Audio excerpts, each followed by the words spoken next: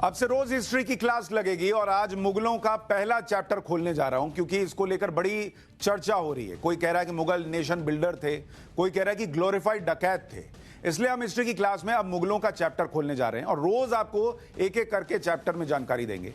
हर class में आपकी attendance होनी चाहिए, फिर बाद में मत कहिएगा कि मुझे नहीं पता कि कौन सही बोलता है और कौन गलत।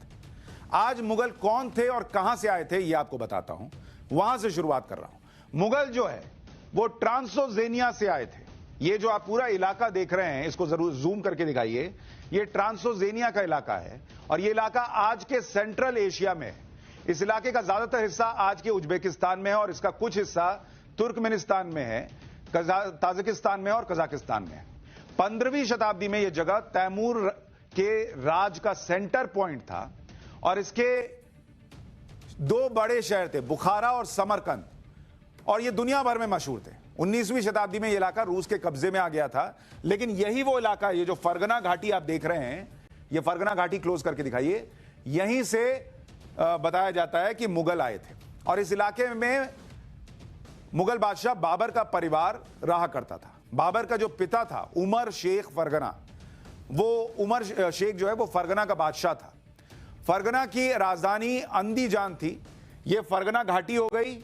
ये इसके बगल में आप ताजिकिस्तान देख रहे हैं, उज्बेकिस्तान देख रहे हैं, और इसी घाटी में वो बाबर के पिता रहते थे और अंदीजान इसकी राजधानी थी। समरकंद के बाद ये सबसे बड़ा किला होता था।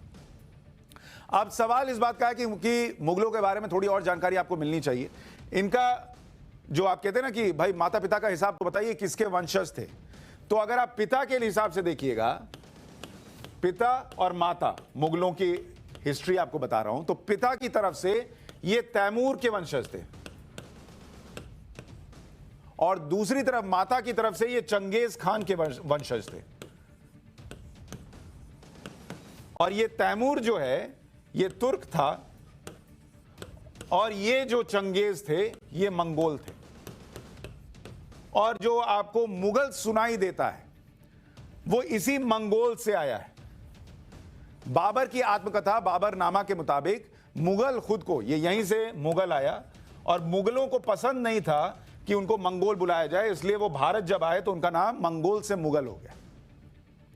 बाबर के बारे में आपको थोड़ा बता दूं, बाबर का असली नाम जो था, जिसको आप आज बाबर के नाम से जानते हैं और बाबरनामा कई लोगों ने पढ़ी होगी, उसका असली नाम था जहीरुद्दीन।